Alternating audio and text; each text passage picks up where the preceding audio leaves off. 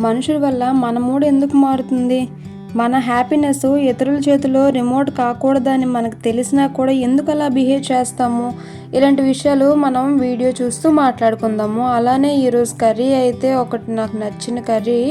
అసలు ఇలా అవుతుందని నేను అస్సలు అనుకోలేదు. వీడియో చివరి వరకు చూడండి. నచ్చితే మాత్రం సబ్స్క్రైబ్ చేయండి. మీ ఫీలింగ్స్ని కామెంట్ రూపంలో నాకు తెలియజేయండి. ఓకేనా? మర్చిపోవద్దు. నచ్చితే మాత్రం ఒక చిన్న లైక్ అయితే ఇవ్వండి ప్లీజ్. ప్రతి వీడియోలో లైక్ చేయండి, షేర్ చేయండి, సబ్స్క్రైబ్ చేయండి అని అడుగుతూనే ఉన్నాను. ఎందుకంటే చాలామంది నా వీడియోస్ చూస్తున్నారు, బట్ ఒక్క లైక్ కూడా చేయట్లేదు. అంటే ఒక 500 మెంబర్స్ నా వీడియోస్ చూస్తే అందులో ఒక 10 లైక్స్ కూడా ఉండట్లేదు. అంటే మీకు నచ్చట్లేదా, లేకపోతే ఇంకా ఎలా బాగా చేస్తే బాగుంటుంది నాకు కొంచెం చెప్తే నేను దాని విధంగా మార్చుకుని చెప్తాను అనమాట. ఓకేనా?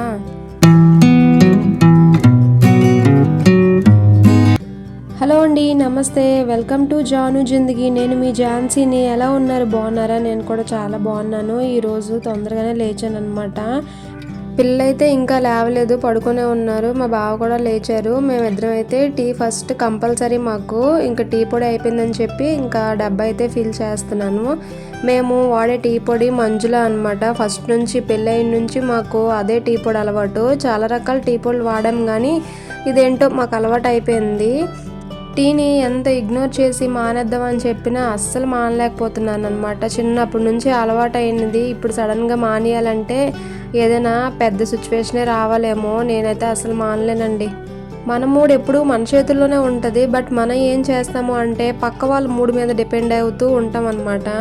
అంటే వాళ్ళు హ్యాపీగా ఉంటే మనం హ్యాపీగా ఉండం, వాళ్ళు సాడ్గా ఉంటే మనం సాడ్గా ఉండము, అలా అవుతుంది. ఒక్కొక్కసారి ఏంటంటే మనకి బాగా దగ్గరైన వాళ్ళ మాటలు ఎక్కువగా మనల్ని బాధిస్తుంటాయి అన్నమాట. అంటే మనం వాళ్ళ నుంచి మనం కొన్ని ఎక్స్పెక్టేషన్స్ అయితే పెట్టుకుంటామేమో.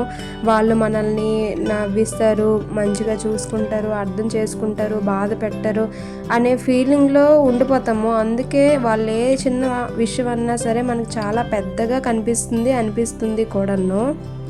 వాళ్ళకి ఆ విషయం క్యాజువల్గా అనిపిస్తుంది, మన మంచి కోరే చెప్తూ ఉంటారు ఒక్కొక్కసారి. బట్ మనకి ఎలా అనిపిస్తుంది అంటే వీళ్ళు నాకు ఎందుకు ఆ మాట అన్నారు, నన్ను ఆ టైంలో అనవలసిన పరిస్థితి, నేనేదో తప్పుగా మాట్లాడానా, తప్పుగా చేశానా అని పదే పదే ఆ విషయం గురించి అలా ఆలోచిస్తూనే ఉంటాము. కానీ ఇతరులు చెప్పిన మాట మనసుకు తీసుకోవడం వల్ల మన హ్యాపీనెస్ని ఆ టైంకే కాదు ఆ డే మొత్తం క్యారీ చేస్తాము. ఆ ఫీలింగ్స్ని, ఆ సాడ్నెస్ని వాళ్ళు అనేసి వెళ్ళిపోతారు, బట్ వాళ్ళకేమీ ఫీలింగ్స్ ఉండవు. బట్ వాళ్ళు ఏమనుకుంటారా, లేకపోతే నేను ఏదైనా తప్పుగా మాట్లాడడం వల్ల వాళ్ళు హట్ అయ్యారేమో అని ముందు మనం హట్ అయిపోతాం అనమాట. నేను ఇలా చేస్తే వాళ్ళకి నచ్చుతుందా, అనవసరంగా మాట్లాడానేమో, వాళ్ళు ఏమనుకుంటారో, వాళ్ళు నన్ను తప్పుగా అనుకుంటారా అనే ఆలోచనలు. కానీ నిజం ఏంటంటే మనం ఎంత మంచిగా ఉన్నా అందరికీ నచ్చము అని తెలుసుకుంటే మన మనసు యాక్సెప్ట్ చేయదు. ఎందుకు మనం మన గురించి తక్కువగా, ఇతరుల గురించి ఎక్కువగా ఆలోచిస్తాం కాబట్టే. దానివల్ల మన ఐడెంటిటీ కోల్పోతాము, జీవితంలో నటిస్తూనే ఉంటాము. అందరినీ సంతోషపెట్టవలసిన బాధ్యత మనలో లేదు. మన మనసుని, మనల్ని హ్యాపీగా చూసుకునే బాధ్యత మాత్రమే మనలో ఉంది. మనం హ్యాపీగా ఉంటే మన చుట్టూ ఉండే వాళ్ళు హ్యాపీగా ఉన్నట్టు కనిపిస్తారు, హ్యాపీగా ఉంచగలమేమో. కానీ మనం ఏం చేస్తాము, మన సంతోషాన్ని ఇతరుల చేతిలో పెట్టి వాళ్ళు హ్యాపీగా ఉంటేనే మనం హ్యాపీగా ఉంటాము అని వదిలేస్తాము. మన హ్యాపీనెస్ని ఇతరుల చేతిలో రిమోట్ కాకుండా ఉంచుకోవడం కూడా మన బాధ్యతే. ఏదైనా మనలోనే ఉంటుంది, బయట వాళ్ళలో ఉండదు. మన మూడు బట్టే పక్క వాళ్ళ మూడు ఉంటుంది.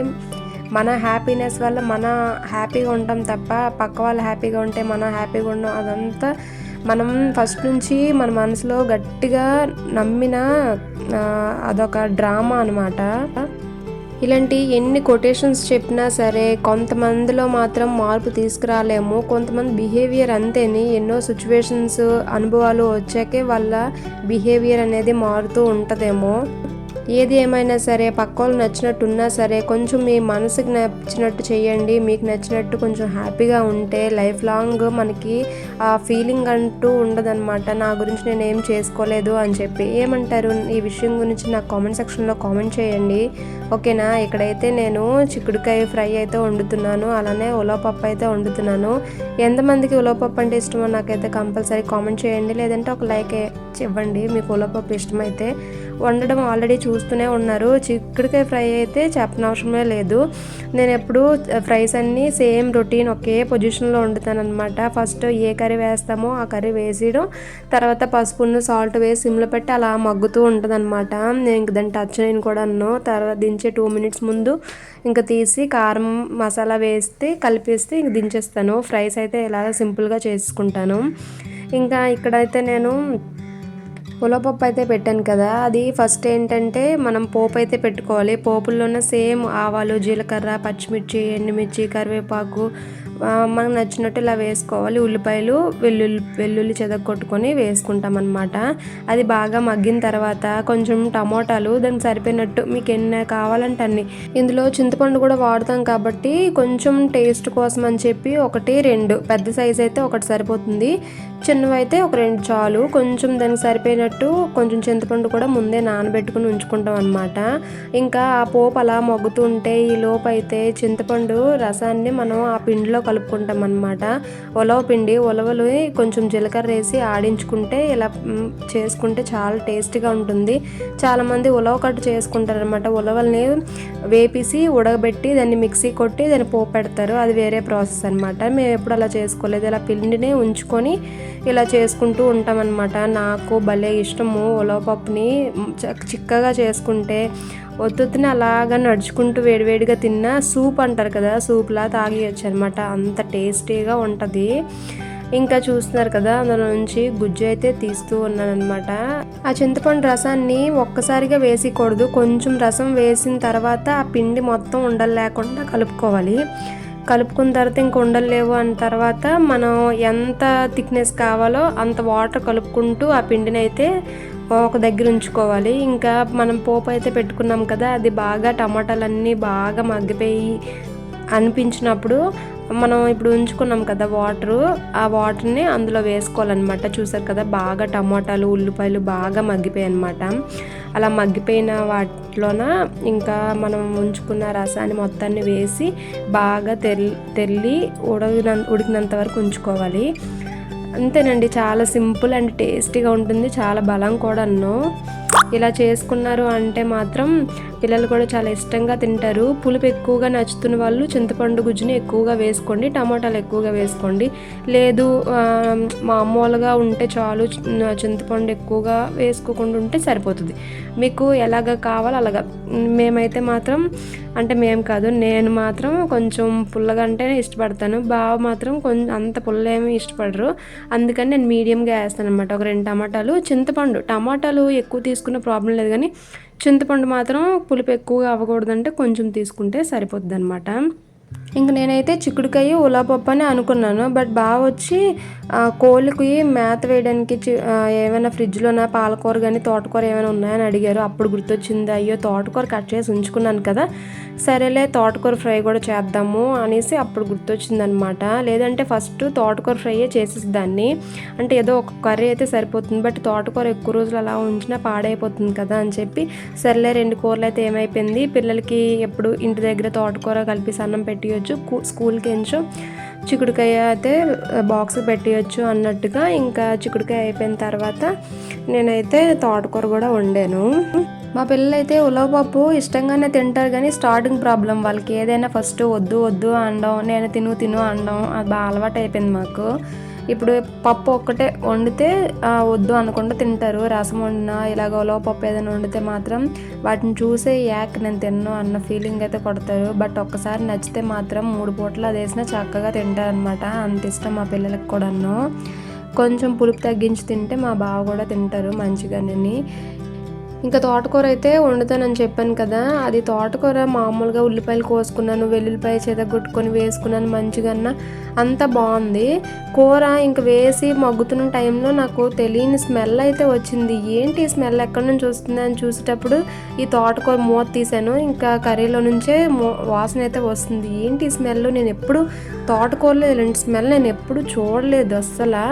తోటకూరలో ఇలాంటి స్మెల్ వస్తుందని వినలేదు కూడాను. ఎందుకు అలా వచ్చిందో నాకైతే అర్థం కాలేదనమాట. అదొక స్మెల్ అసలు ఎందుకు ఇలా వస్తుంది, ఏంటి పాడైపోయింది అనుకోవడానికి కూడా నేను ఫ్రిడ్జ్లో ఎప్పుడూ కట్ చేసుకొని ప్లాస్టిక్ బాక్స్లోనే పెట్టుకుంటాను. పోనీ అది ఏమైనా వాటర్ అయిపోయి మెత్తగా అయిపోతుంది కదా, అలా కూడా ఏం లేదు. మనం తోటకూర తీసి కిందన అసలు ఎందులోన వాటర్ పట్టడం కానీ అసలు ఏం లేదు. తోటకూర అయితే ఫ్రెష్గానే ఉంది. ప్రాబ్లం ఎక్కడొచ్చిందో నాకైతే అసలు ఏం అర్థం కాలేదు. అవి ఏంటంటే మందులు కొట్టి బాగా ఉంచేస్తే స్మెల్ ఎలా వస్తుందో అలా వచ్చింది. దేనివల్ల ఏంటో నాకైతే అర్థం కాలేదు. మీకు ఎప్పుడైనా అయ్యిందా? నాకైతే కంపల్సరీగా కామెంట్ సెక్షన్లో కామెంట్ చేయండి. అప్పటి నుంచి నేను తోటకూర కొనడం మానేశాను. ఈ వర్షాకాలం కదా, అందుకనేమో ఇలా వస్తుందో లేకపోతే ఏంటో. మా కింద ఉన్న వాళ్ళు కూడా కొన్నారు కానీ వాళ్ళకి అలా ఏం అనిపించలేదు. నాకు ఒక్కదానికి ఇలా అనిపించింది. అంటే నేను వండే ప్రాసెస్ ఎప్పుడు ఒకేలా వండుతాను, చూస్తున్నారు కదా. అసలు ఎక్కడ వాటర్గానే అనిపించలేదు. మొత్తం అంతా బాగానే ఉంది. ఎందుకు ఆ స్మెల్ వచ్చిందో నాకైతే అర్థం కాలేదండి. నాకు తోటకూర అంటే ఎంత ఇష్టమో ఆ రోజు ఆ స్మెల్ చూసిన తర్వాత కొన్ని రోజుల వరకు తోటకూర కొనలేదు. ఇప్పుడు వాయిస్ ఓవర్ ఇచ్చిన రోజు కూడా స్టిల్ నేను అసలు తోటకూరే కొనలేదు. వీధిలోనికి వస్తున్నాయి కానీ కొంటే ఆ స్మెల్లే గుర్తొస్తుంది అనమాట. ఎందుకో నా ముక్కుకి అంత బాగా పట్టిస్తుంది ఆ స్మెల్. ఈసారి కొనేటప్పుడు మంచిగా చూసుకొని కోసేటప్పుడు కూడా జాగ్రత్తగా చూసి కోస్తాను. తెచ్చిన వెంటనే వండేసుకోవడం బెటరు. ఇన్ని రోజులు ఉంచినా ఏమో నాకు తెలీదు. ఎప్పుడు వండిన విధంగా వండాను కానీ ఎందుకు ఆ స్మెల్ వచ్చిందో నాకైతే తెలియట్లేదు. మీకేమైనా తెలిస్తే మాత్రం చెప్పండి నాకు. ఇంకా ఒక పక్క వండుకుంటూ, ఒక పక్క పిల్లలు చదువుతున్నారో లేదో చూసుకుంటూ, ఒక పక్క వాళ్ళకి బాక్సుల కోసము బ్రేక్ బాక్సులు ఏం పెట్టాలి ఏంటి ప్రిపరేషన్స్, ఈ హడావిడే ఉంటుంది. ప్రతి ఇంట్లో కూడా ఇలానే ఉంటుంది. బాగుంటే మాత్రం కొన్ని పనులు హెల్ప్ చేస్తారు. పిల్లల చదువు విషయంలో ఏదైనా మేనేజ్ చేస్తారనమాట. ఒక్కదాన్నే ఉండేటప్పుడు మాత్రం అన్నీ నేనే చూసుకోవాలి. పిల్లలు ఎంత సతాయిస్తుంటారంటే మనం కంట్రోల్ లేకపోతే పిల్లలు కూడా కంట్రోల్ తప్పేస్తారు. ఇదండి నా మార్నింగ్ రొటీన్ అయితే ఇలా ఉన్నది. మీతో షేర్ చేసుకున్నాను. నాకు చాలా హ్యాపీగా అనిపించింది నా థాట్స్ని మీతో ఎక్స్ప్రెస్ చేసినందుకు.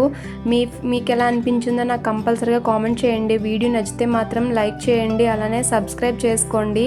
ఏవైనా ఇంకా చేంజెస్ చేస్తే బాగుంటుందా, లేకపోతే ఏదైనా నచ్చిందా, లేకపోతే ఏదో ఒకటి కామెంట్ చేసి నాకు ఇంకా చెప్తే నేను దాన్ని మోడిఫై అయితే చేసుకుంటాను కదా, అది మ్యాటర్ అనమాట. ఓకేనా ఫ్రెండ్స్? చాలామంది చూస్తున్నారే కానీ లైక్ కూడా కొట్టట్లేదు, కామెంట్ కూడా చేయట్లేదు. చాలామంది చూస్తున్నారు నా షార్ట్స్ కానీ వీడియోస్ కానీ. అసలు ఎందులో మిస్టేక్ ఉందో ఏంటి నాకైతే అర్థం కావట్లేదు. అంటే జస్ట్ క్యాజువల్గా చూస్తున్నారా, నిజంగా చూస్తున్నారా, అసలు అర్థమే కావట్లేదు నాకు. ఒక చిన్న లైక్ అనేది నాకు ఎంతో బూస్టప్ లాగా ఉంటుంది.